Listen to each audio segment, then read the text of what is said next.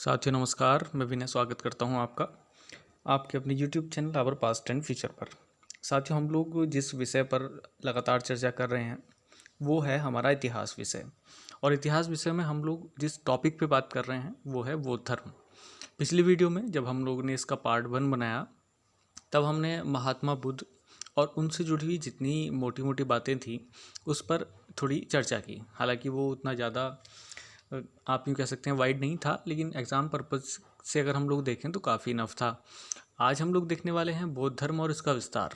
आखिर कैसे उत्थान हुआ इस धर्म का, कैसे विस्तार हुआ और उसके बाद कैसे इसका पतन हो गया, ये सारी बात जानेंगे हम आज अपने इस वीडियो में। तो अभी पहली बात जो आपको देखनी है वो ये है कि आखिर क्यों एक क्षत्रिय क्षत्रिय क्योंकि महात्मा बुद्ध खुद एक क्षत्रिय थे। तो उन्हें बौद्ध धर्म की शुरुआत क्यों की? आखिर क्या ज़रूरत आ गई कि एक अच्छे खासे ब्राह्मण धर्म में, क्योंकि ब्राह्मण धर्म ही था उस समय, ये हिंदू धर्म आप कह सकते हैं उसको, तो आखिर एक नई ब्रांच चलाने की, एक नई शाखा चलाने की ज़रूरत क्यों आ पड़ी? तो इन सब बातों पर हम लोग देखने वाले हैं बहुत सारी चीज़ें। तो आप लोग बने रहिएगा वीडियो के अंत तक। और जिन लोगों ने वीडियो को लाइक सब्सक्राइब नहीं किया है वो लोग अपना इस वीडियो को लाइक और सब्सक्राइब बिल्कुल कर दें और साथ ही बेल आइकन के बटन को ज़रूर दबा दें। चलिएगा देखते हैं। तो आज मैं उतना ज़्यादा इसको क्लासिफाई नहीं कर पाया क्योंकि थोड़ा सा टाइम कम था, तो मैंने सारी चीज़ें एक एक करके ना करके आपके सामने एक साथ ही लिख दी हैं। लेकिन आपको स्क्रीन पर सीधे देखना है। जैसे इसमें लिखा है पहले धार्मिक आंदोलन, क्योंकि हम लोग इसको धार्मिक आंदोलन ही कहेंगे क्योंकि बौद्ध धर्म जब निकल कर के आया तो इसका मतलब ये हुआ, जब नया धर्म बन रहा है तो इसका मतलब ये भी होता है कि जो पिछला धर्म है जिससे वो जुड़े हुए थे वहीं कहीं विकृतियाँ आ गई थी। और अगर विकृति ना आती और सभी लोग उसी चीज़ को फॉलो करते रहते तो शायद एक नई ब्रांच चलाने की और एक नई शाखा चलाने की कोई ज़रूरत ना होती। तो ये कौन से कारण रहे, ये कौन सी बातें रहीं जिन्होंने बौद्ध धर्म और जैन धर्म जैसे नए धर्मों को आने के लिए विवश कर दिया?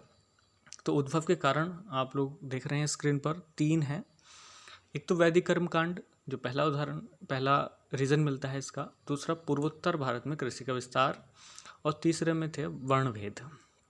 चलिएगा थोड़ी थोड़ी चर्चा इस पे भी कर लेते हैं। हालांकि डिटेल चर्चा करने का तो वो किसी पीसीएस मेंस या फिर कहीं जब ऐसे राइटिंग की बात आती है तब, या फिर जब हम लोग यूजीसी नेट या सीबीएसई नेट जो भी आप कहना चाहें उसकी तैयारी करते हैं तब की ज़रूरत पड़ती है। चलिएगा वैदिक कर्मकांड।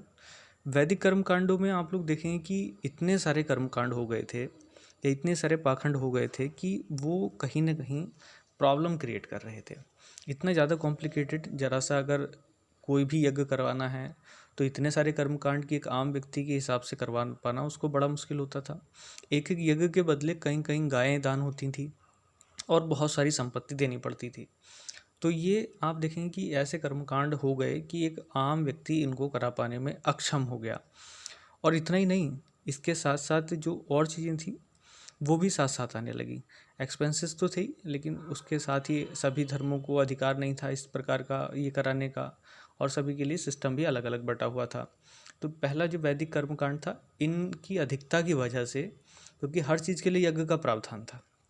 संतान चाहिए यज्ञ करना है, सुख शांति चाहिए यज्ञ करना है, या फिर कुछ और चीज़ें भी करनी है तो यज्ञ ही करना है, जैसे बारिश वगैरह या कुछ, उसके लिए देवता थे। दूसरा, इसकी वजह से क्योंकि लोग परेशान हो गए थे और इसी वजह से एक नए ऐसे धर्म की ज़रूरत थी जो बड़ा सहज और स्वाभाविक हो। दूसरा है पूर्वोत्तर भारत में कृषि का विस्तार। तो आप देखेंगे कि मगध वाले क्षेत्र में जब लोहे की खोज हुई तो उस समय कृषि का बड़ा योगदान हो गया, क्योंकि पहले लकड़ी के हल होते थे, औजार भी जो कृषि में काम आते थे वो लकड़ी के ही होते थे। लेकिन लोहे के उद्भव के बाद जब नई एक क्रांति आई कृषि क्षेत्र में तो इनकी महत्ता कुछ ज़्यादा ही बढ़ गई। और दिक्कत वाली बात ये थी कि जितने जैसे पशु होते थे उनकी यज्ञों में बलि दी जाती थी। तो वैदिक कर्मकांड एक तरफ पशुओं की बलि देने पर तुला हुआ था, जिसमें कहीं कहीं पशुओं की बलि दी जाती थी, और इसी वजह से जो कृषि को नुकसान हो रहा था। और नुकसान ये लोग चाहते नहीं थे, और जो आम व्यक्ति था उसके लिए इतना सक्षमता नहीं थी कि वो सारे अफोर्ड कर सके, यज्ञ भी करा ले और बाकी सारी चीज़ों को भी दांव पर लगा दे, ये पॉसिबल नहीं था। और इसी वजह से उन लोगों ने इनका साथ छोड़ना शुरू कर दिया। वर्णभेद, ये तो व्यवस्था पुरानी थी हालांकि, और कुछ कट्टरपन आ गया था समय के साथ साथ। जब आप देखेंगे ब्राह्मण, वैश्य, क्षत्रिय और शूद्र, इनमें वर्गभेद आ गया था। कुछ जातियां स्वाभाविक तौर से अपने आप को ऊंचा समझने लगी, ब्राह्मण, क्षत्रिय, और वैश्य शूद्र तो वैसे ही नीचे थे।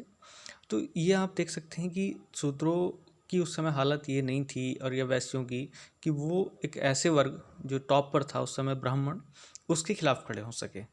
अब उसके खिलाफ खड़े होने का जो टाइम या पावर थी वो एक ही वर्ग के पास थी, और वो था क्षत्रिय वर्ग।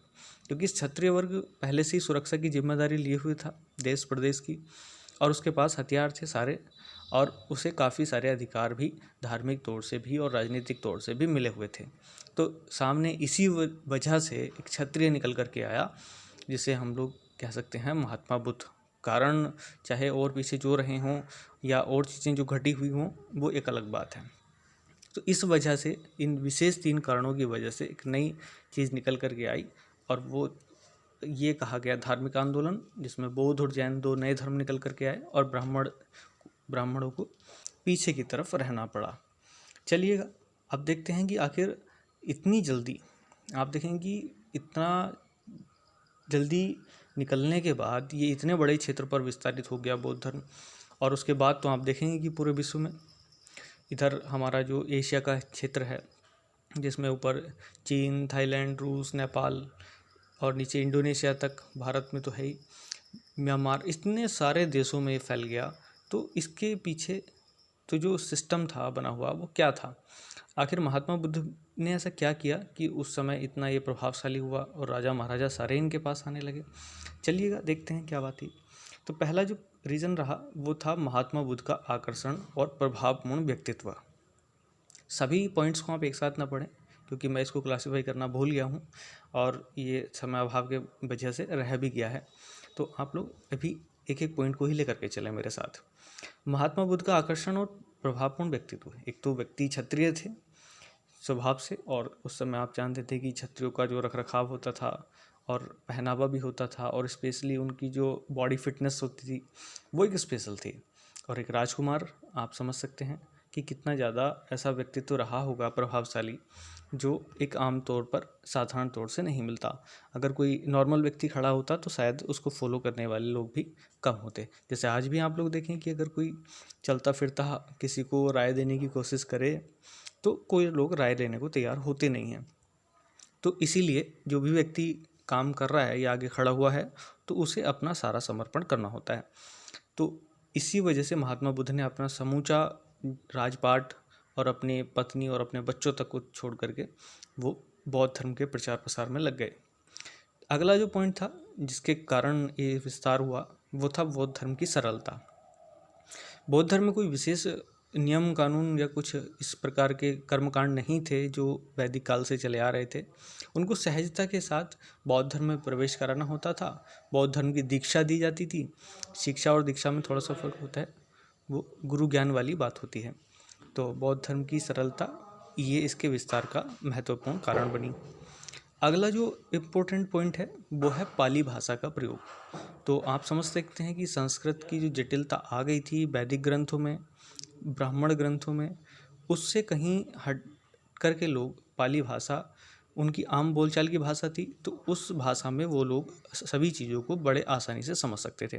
और महात्मा बुद्ध ने जितने भी प्रवचन दिए, जितना भी अपना ज्ञान लोगों तक पहुंचाया, वो पाली भाषा में ही था।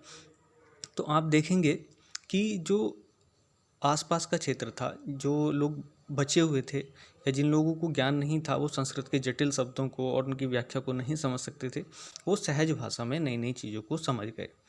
तो इस तरीके से ये भी एक कारण हुआ इनके विस्तार का। चारों वर्णों का समर्थन, सीधी बात है, क्योंकि एक तो आप देखेंगे कि जो सताए हुए वर्ग थे वो तो साथ आ ही गए, वैश्य और शूद्र।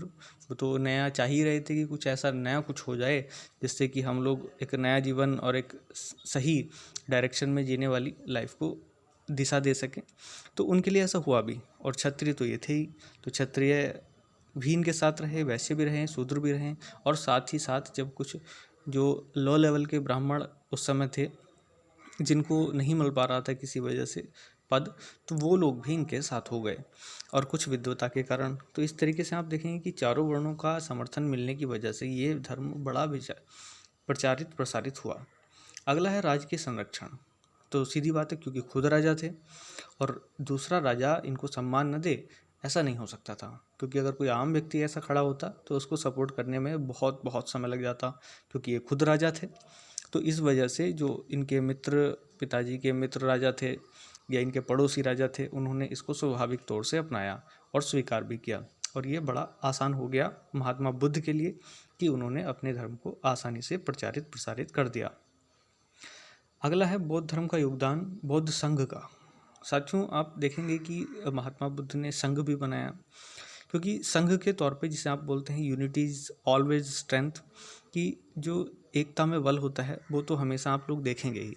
तो उस संघ की बड़ी महत्वपूर्ण स्थिति रही इस धर्म को प्रचारित प्रसारित करने की।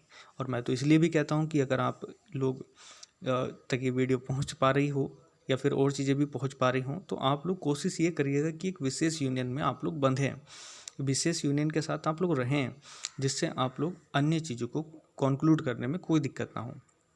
चलिएगा, हालांकि मैं भी कोशिश कर रहा हूँ, आप लोग भी कोशिश करें, तो अपनी अपनी क्षमता के अनुसार हम लोग काम कर सकते हैं। तत्कालीन व्यापारियों और साहूकारों द्वारा उदारतापूर्वक दान। तो आप समझ सकते हैं कि व्यापारी और साहूकार उस समय वैश्य थे और जिनको अवहेलना का शिकार होना पड़ रहा था। तो संपत्ति उनके पास थी ही, शूद्रों के पास तो कुछ नहीं था, बस उनके पास था तो संख्या बल।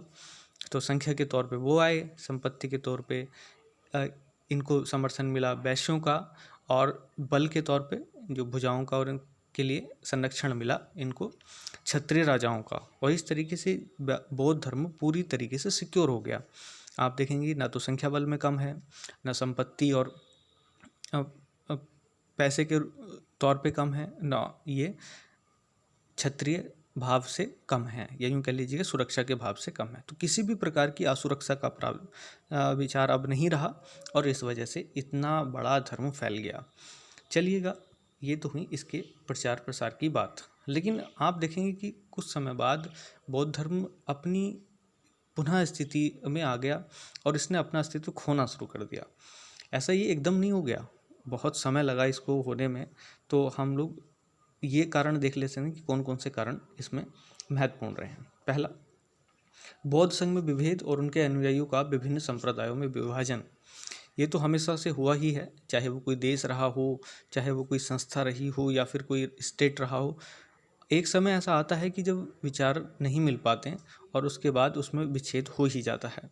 तो ऐसे ही हुआ बौद्ध संघ में, और उसके बाद बौद्ध संघ कई हिस्सों में बढ़ गया। वो हम देखने वाले हैं इसी वीडियो में, तो आपको वो शायद थोड़ा सा फ़ायदा मिल जाएगा, और उसकी डिटेल चर्चा करेंगे हम अगली वीडियो में। इसमें तो हम खाली ये देखेंगे कि कौन कौन से संघ में ये बट गया। बौद्ध धर्म द्वारा कर्मकांडों और अनुष्ठानों का अपनाया जाना। समय के साथ साथ हुआ ये कि ये अपने आप को बचा नहीं पाया ब्राह्मण धर्म के प्रचार प्रसार से, और ये खुद ग्रसित हो गया उसी रोग से जिसको ये सुधारने की कोशिश कर रहा था। क्योंकि बिना कर्मकांड के लोगों में निरस्ता आ रही थी। आप उसको सोच करके देखें कि जैसे अगर हमें एग्ज़ाम ना हो या कुछ ना हो, तो हमें खुद निरस्ता आ जाएगी, कुछ ना कुछ तो करना ही पड़ेगा। तो इसीलिए अगर इंटरेस्ट बना करके रखना है तो हमें कुछ ना कुछ तो करना ही पड़ेगा, और इसी वजह से कुछ कर्मकांडों को अपनाना पड़ गया बौद्ध धर्म को। जैसे हम लोगों को इंटरेस्ट लेना है, आनंद लेना है किसी चीज़ का, तो कुछ ना कुछ तो करना पड़ेगा। तो वैसे ही यहाँ था, अगर और इस तरीके से खाली रह करके कुछ नहीं किया जा सकता था। तो कर्म कांडों के अपनाए जाने की वजह से आखिर फिर वही कॉम्प्लिसिटी आ गई जो पहले आ रही थी, और इस तरीके से बौद्ध धर्म के पतन में एक कारण ये भी बना। संस्कृत को भाषा बनाना। आप देखेंगे प्रारंभिक जो ग्रंथ लिखे गए वो पाली और प्राकृत भाषा में लिखे गए, लेकिन समय के साथ साथ बहुत सारे ग्रंथ ऐसे थे जो संस्कृत भाषा में ही लिखे गए, और इस तरीके से संस्कृत फिर दोबारा से जटिल भाषा जिसको छोड़ करके आए थे वही चीज़ दोबारा अपना ली गई, और ये फिर पतन होने की तरफ अग्रसर हो गया। बौद्ध विहारों में विलासिता और व्यभिचार। तो ये शब्द आप देख सकते हैं, क्योंकि पैसे की संपत्ति की कोई कमी नहीं थी। वैश्यों द्वारा, राजाओं द्वारा न जाने कितना संपत्ति उनको दी गई, और उससे विलासिता की चीज़ें बढ़नी शुरू हो गई। जहाँ बौद्ध धर्म एक आध्यात्मिक उन्नति के लिए काम किया जा रहा था, योग साधना पर विशेष बल दिया जा रहा था, वहीं अब विलासिता की चीज़ें बढ़ गई थी।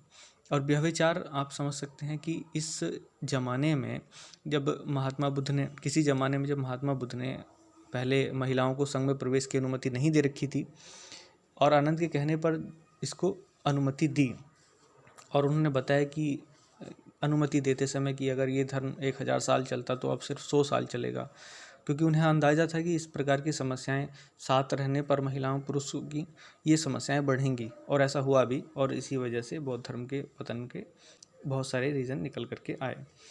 पुष्यमित्र शुंग जैसे राजाओं की प्रतिक्रिया आप देखेंगे कि पुष्यमित्र शुंग का जो समय आता है वो आता है मौर्यों के बाद, और मौर्य में जो लास्ट विशेष राजा रहे वो थे अशोक, सम्राट अशोक। और उन्होंने बौद्ध धर्म को इतना प्रसारित कर दिया कि जो अन्य वर्ग के लोग थे उन्हें प्रॉब्लम होने लगी, और ख़ास करके ब्राह्मण धर्म को, क्योंकि वो ब्राह्मण धर्म से अलग हुए थे, और अगर किसी से कोई ब्रांच कट के जाती है तो सीधी बात है सबसे ज़्यादा प्रॉब्लम उसी को होती है, वो जिसकी ब्रांच थी। तो इसी तरीके से जो पुष्यमित्र शुंग जो खुद एक ब्राह्मण थे वो राजा बने, और उन्होंने बहुत सारे ऐसे काम किए जो बौद्ध विरोधी थे। तो उन्होंने इस चीज़ को रोक लगाई, और इस तरीके से आप देखेंगे कि बहुत सारी चीज़ें कम हो गई पुष्यमित्र शुंग के समय। ब्राह्मण धर्म में सुधार भी हुआ, क्योंकि जो कुरीतियाँ कुछ चल रही थी ब्राह्मण धर्म में अब वो सुधरनी भी शुरू हो गई। और बहुत अच्छा लगा इस तरीके से कि जो लोग इधर से पलायन कर रहे थे ब्राह्मण धर्म से बौद्ध धर्म की तरफ, वो अब ब्राह्मण धर्म में ही बने रहे। तो सुधार हमेशा होना चाहिए। और अगला तो आप समझ ही रहे होंगे, स्त्रियों का संघ में प्रवेश, ये तो इस पे हम चर्चा कर ही चुके हैं, ज़्यादा बातें करने की आवश्यकता है नहीं। तो ये आप देख सकते हैं। और सबसे इम्पोर्टेंट और बड़ा कारण रहा जब मुगलों का तो नहीं कह सकते, मुस्लिम धर्म का इधर आक्रमण हुआ या अरबों का, तुर्कों का आक्रमण हुआ, तब ये थोड़ी सी प्रॉब्लम आ गई। तो जब कुतुबुद्दीन ऐबक का इधर आना हुआ तो उनके साथ आया बख्तियार खिलजी, और उसने 1203 में नालंदा और विक्रमशिला जो यूनिवर्सिटीज़ बनी थी वो कुछ अलग समझते हुए उसने सब में आग लगा दी, और इस तरीके से बड़ी बड़ी यूनिवर्सिटीज़ वो ख़त्म हो गई। तो उन्होंने उसको ये नहीं समझा कि ये यूनिवर्सिटीज़ हैं, विद्यालय हैं, बल्कि उन्होंने उसको एक धर्म का, आस्था का केंद्र माना, और इस तरीके से पूरी की पूरी यूनिवर्सिटी ख़त्म हो गई। तो आप देखेंगे कि बहुत सारा इफ़ेक्ट पड़ा आने वाले समय में महात्मा बुद्ध के बाद, और इस तरीके से एक ऐसा धर्म जो निकल कर के आया सामने और उतना प्रसारित हुआ, उसमें कुछ वजहों से काफ़ी नुकसान उठाना पड़ा इस धर्म को। खैर कोई बात नहीं, आप लोग समझ सकते हैं कि कैसे इस धर्म का उत्थान हुआ और पतन भी हुआ। तो ये सारी चीज़ें आप लोग इस वीडियो में देख सकते हैं। अगले जो वीडियो है हम लोग उसमें देखेंगे कि बौद्ध धर्म की शिक्षाएँ क्या क्या रहीं। तो आप लोग कन्फ्यूज ना हो और बस वीडियो को लगातार देखते रहें। और इतनी ही बात मैं कहना चाहूँगा। थैंक यू, धन्यवाद।